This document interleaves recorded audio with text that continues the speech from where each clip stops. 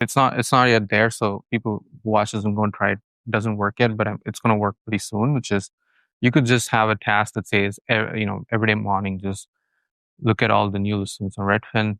Uh, these are the preferences I have. I know Redfin kind of already has some of these features, but it's not. It's very hard coded, and there's a lot of selector drops and filters that don't really work properly. But you could have something like every time there's a house below a certain budget, and that's within this neighborhood, make sure to like send me a push notification, and submit an application on my behalf and schedule a meeting for a visit. You have access to my calendar, everything. You can.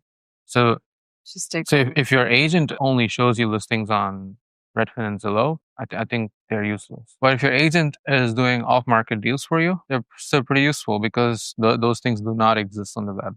Okay. I feel like having the power of like intelligence and computer at your hands, it always comes back to that, means you can push the existing industry to like work harder for you. Same thing with private wealth management or financial advisors. Like, if the job of the financial advisor to tell you like what stocks to buy, then I don't think it's useful. They're not going to be smarter than Perplexity, which you can go and summon and ask it to go read all the analyst reports on every stock and like all the morning day news and like come back to you and tell you like the impact on your portfolio. What would Warren Buffett do if he had exactly your portfolio? Like it can answer questions like that no financial advisor can. But if your financial advisor does more stuff for you, like getting you some access to certain funds like private equity or hedge funds, or access to like funds of Citadel or something like that you cannot or like some startups, venture capital, which you cannot get through just the public markets, then maybe they're useful, right? It's all about like you have this new power in your hands. So go and ask the people who are taking your money to do more work for you, or the contract between you and them ends. And it looks like those entry-level jobs are disappearing, right? Because you're an entry-level financial advisor, you can only do like managing stocks. What do you think is going to happen? Yeah, I certainly think so. Like people need to push further. Like if you're just literally managing a portfolio and not doing much.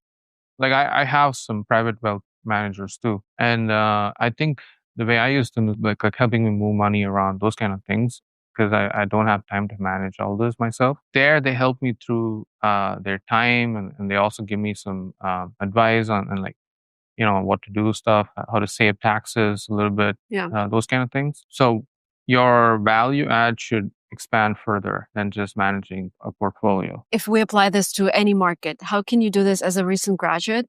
And do you believe people still need to do their PhDs like you did, or that era is over? The fundamental thing you learn in a PhD is learning to learn. Like I did a lot of research in my PhD, which doesn't matter today, but I got the ability to like go learn a new topic, dig deep, understand everything, gather my information, consult like whoever's the best expert, which by the way is not needed anymore because you have tools like Perplexity. But let's say you have the ability to ask the right questions, and then you acquire a certain level of subject expertise to go make decisions and like branch out.